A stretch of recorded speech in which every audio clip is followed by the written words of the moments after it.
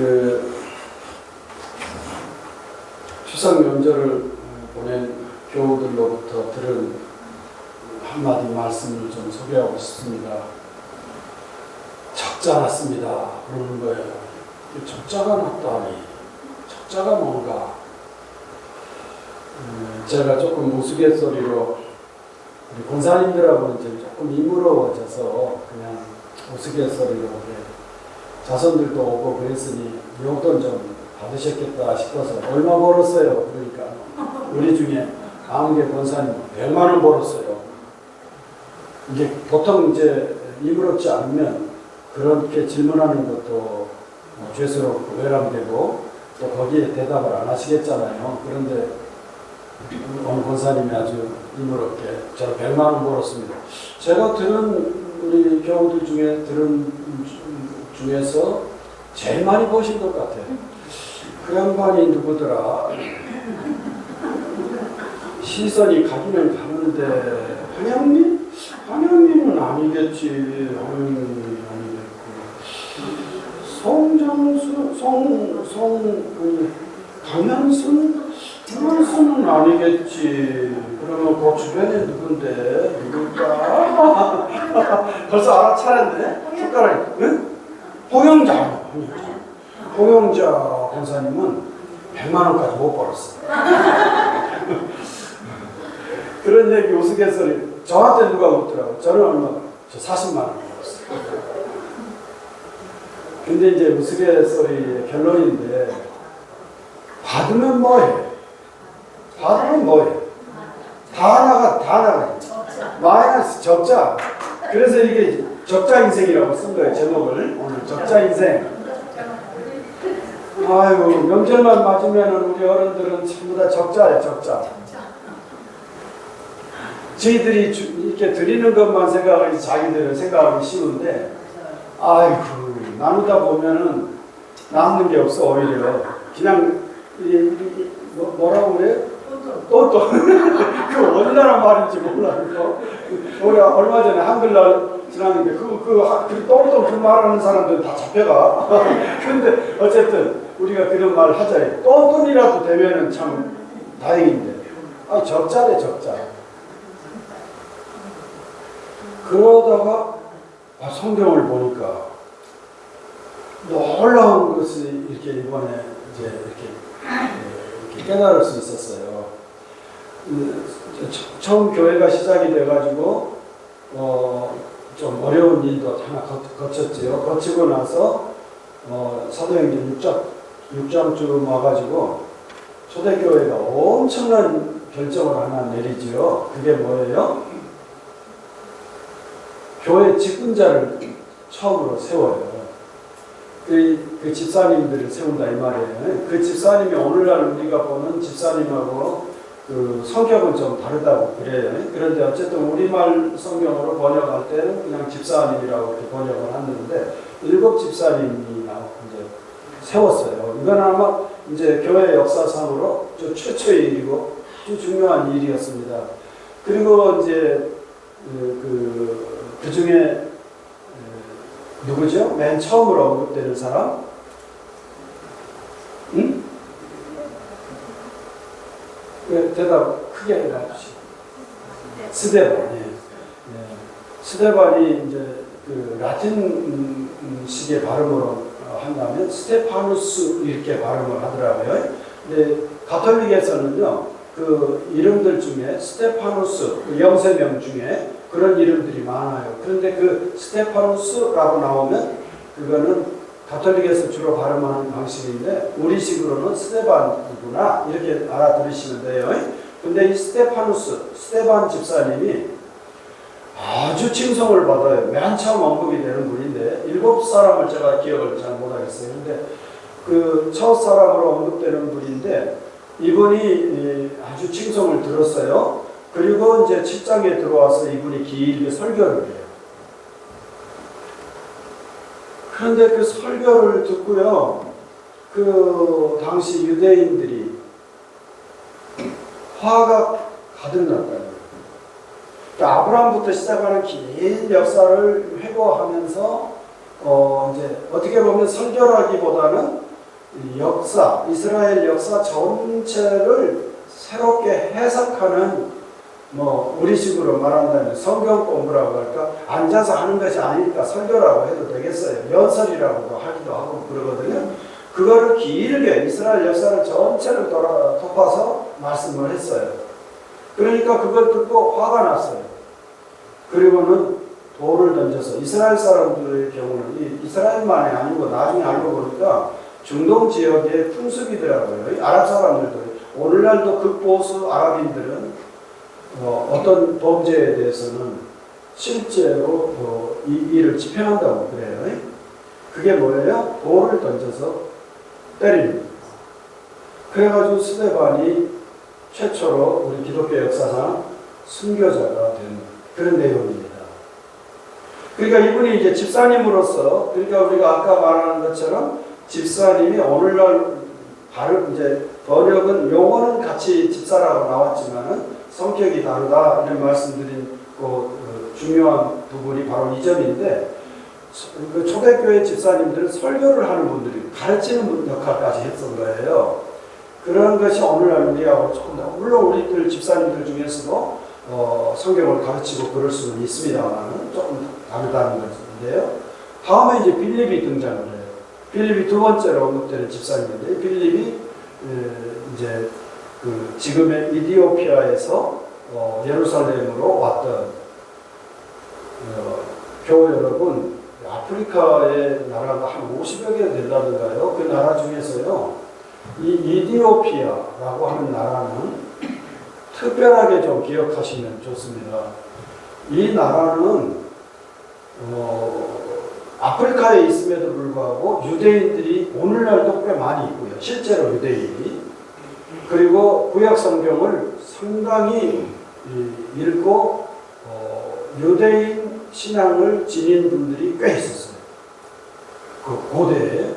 그리고 놀랍게도 기독교 역사가 시작이 된 뒤로도 예수 믿는 이들이 아프리카에 특이하게도 남아있고요.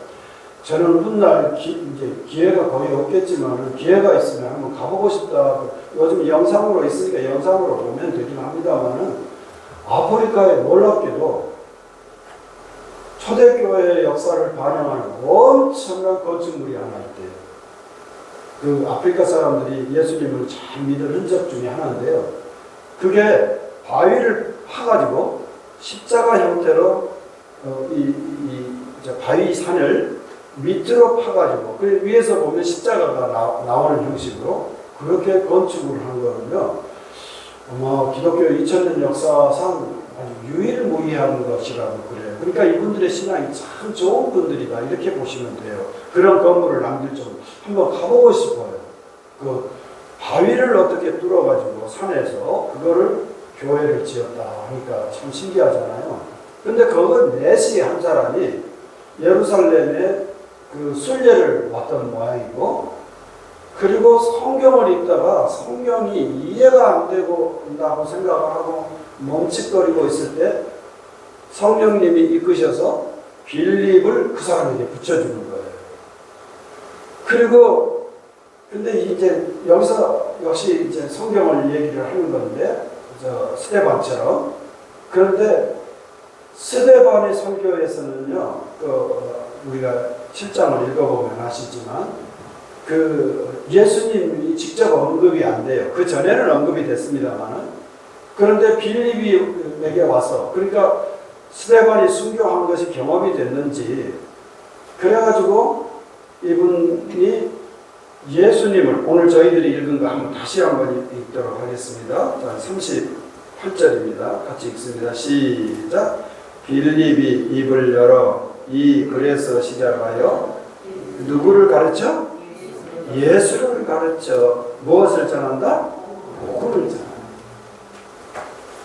전한다. 이 구절을 잘 기억하셔야 돼요.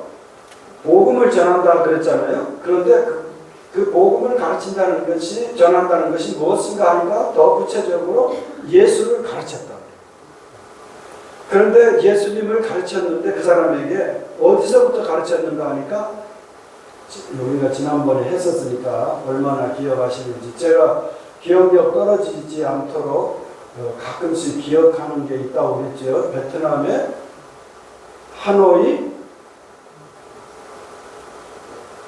북쪽의 큰 도시는 하노이, 남쪽의 사이공을 뭐라고 부른다고요? 아유, 다 잊어버렸었네. 저도 지금은 오늘 생각이 안 나요. 이렇게 되니까 제가 자꾸 그 단어를 이렇게 집착하게 되고, 그러면서 이렇게 기억력을 이렇게 되살리려고 애를 쓰는데요. 사이공이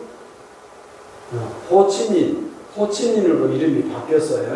사이공, 호치민. 이렇게 이제 저는 기억력을 돕기 위해서 이렇게 떠올린다 그랬잖아요.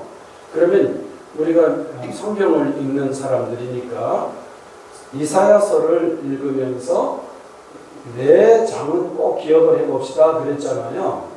자, 맨 처음 여호와의 종의 노래가 나오는 네 군데 이사야서입니다.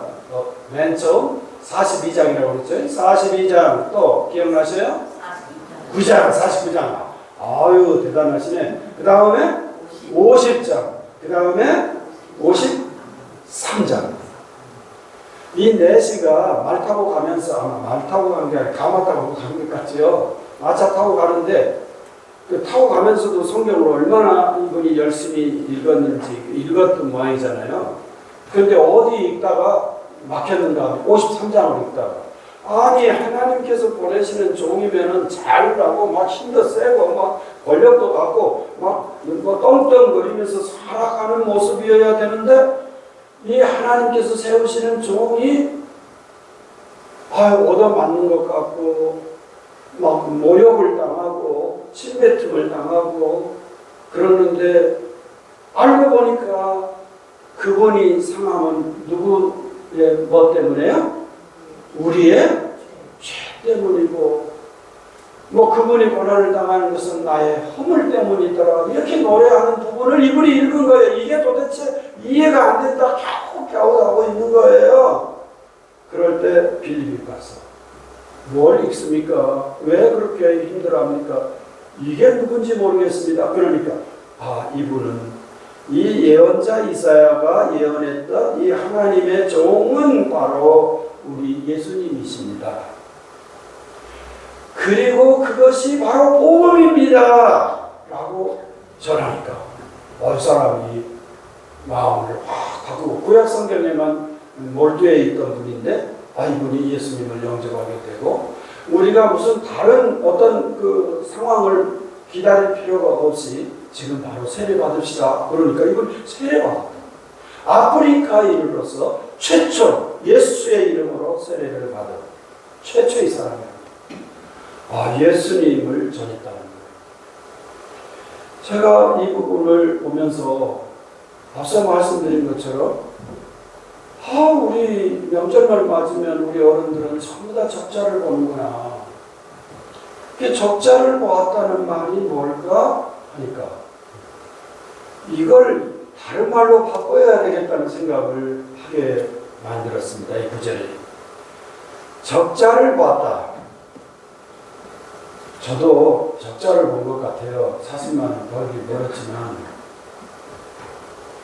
교우 여러분, 제가 진짜 철 모르는 젊은 시절에 신학교 막 입학해서 그 외갓집 서울 그 불암동이라는 곳에서 이렇게 지내면서 그 옆에 있는 교회를 갔습니다. 지금은 예장 통합집 교회인데요. 그 교회 목사님이 그 황해도 옹진 분인데 백령도로 피난 나오셔가지고 아마 나중에 알고 보니까 호롤단신이었습니다. 그런 분이 교회에 도움받아서 순전대 예장 통합적 교회 목사님들은요 대체적으로 예전에는 숭실대학이라고 지금은 바뀌었지만 순전대 철학과를 공부하고, 네? 지금 숭실대학으로 가서 그러니까 전에는 숭전대라고 아내 학교명이 틀렸다고 지금 그러잖아요. 숭전대라고 불렀던 그 대학에 철학과를 나오고요. 그리고는 장로의신학대학에 가서 신학 공부를 하는, 이 거의 뭐 예장 통합지역이 동부교회가 속한 교단이 이 교회에 많은 분들이 그런 코스를, 이분도 숭전대 철학과 나오셔가지고 장신대 나와서 예전 통합지구 목사님이셨는데요. 저한테 그래요. 다른 데 가지 말고 내가 지금 가까운데 우리 교회니까 여기서 교단은 다르지만 우리 교회에서 그저 주일학교 선생하면서 합시다. 그러는 거예요. 그래서 거기서 한 4, 5년을 봉사를 하게 됐잖아요. 근데 이분이 서울 지금 둔천동이라는 데는 아주 유명한 아파트 단지가 됐잖아요. 거기에 먼저 주공 아파트가 생길 때 교회를 개척했고, 그 개척할 때 또 개척 멤버로도 저도 참여를 했었습니다. 그런데 많이 연세가 많이 들기 전에 돌아가셨어요. 그래서 사모님이 혼자 되셨어. 근데 철이 들고 보니까요, 사모님이 명절 때 사모님한테 뭔가 선물을라도 이렇게 인사를 해야 되는 것이 맞다. 그 철부지한 시절에 사택문을 열어놓고 언제나 와서 밥 먹도록 해줬고, 그 부족한 그 신학생이지만 나무라지 않았고, 어쩔 때는 조금 이렇게 뭐라 그러나요? 이렇게 좀 생콩생콩 하면서 이렇게 좀 지적도 하긴 했어요, 사모님이. 그런데 혼자 살고 계시니까 참 안 됐다 싶어서 제가 이렇게 명절 때마다 이렇게 조금씩 보내요. 그리고 사모님이 아니 교회에서도 나 늙음막하게 살게 혼자 살거든요. 살게 이렇게 돌보는데 무슨 뭐 목사가 돈 있다고 보내느냐. 그런데 다음에는 절대 하지 말라고 이렇게 신신당부를 하시거든요. 근데 제가 속으로는 다음에도 또 해라. 그런 말씀처럼 들려.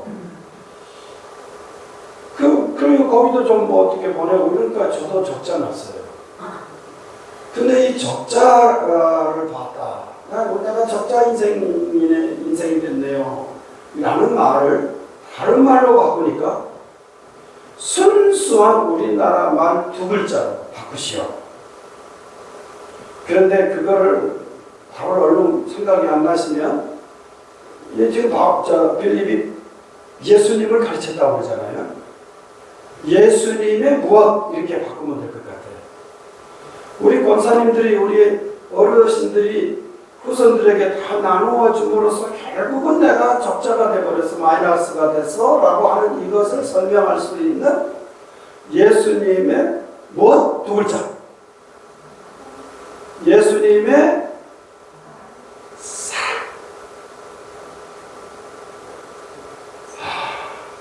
내가 적자받다라는 말은 내가 사랑했구나. 그 말과 똑같은 거구나.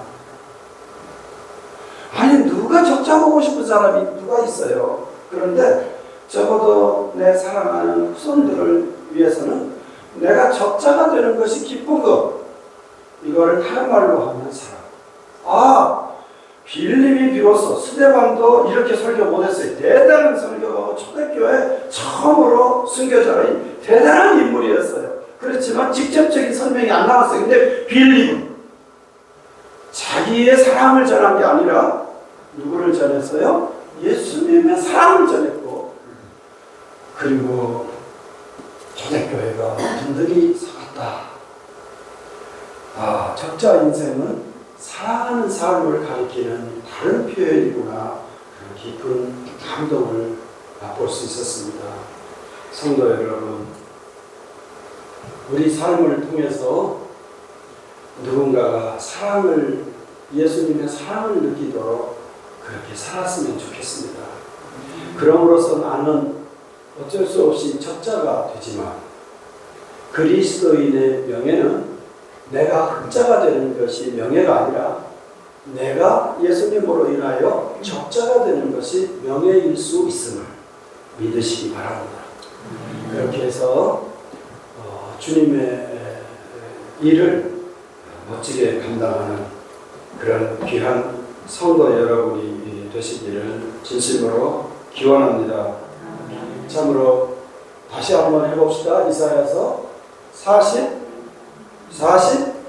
42장, 49장, 50장, 53장, 53장을 기초로 해서 빌립은 예수님의 사랑을 전했고 그 사랑으로 인하여 즉 빌립으로는 적자가 됐겠지요. 예수님 믿어서 흑자가 되는 것이 아니라 적자가 됐겠지요. 자기가 그렇게 그 이득을 많이 본 게 아니었을 거예요. 그렇지만 결과적으로는 흑자 인생을 산 대표적인 사람 꼽으라 우리는 빌립을 기억합니다. 적자를 보아서 결국에는 예수님 안에서 흑자 인생을 살아가는 그런 존재가 누구다? 5글자로 글자로 시작해요. 그리스도인. 2글자를 앞에다 더 붙인다면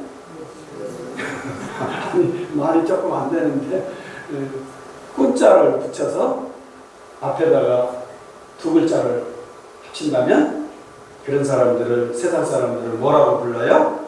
무슨 꾼? 예수꾼. 예수꾼.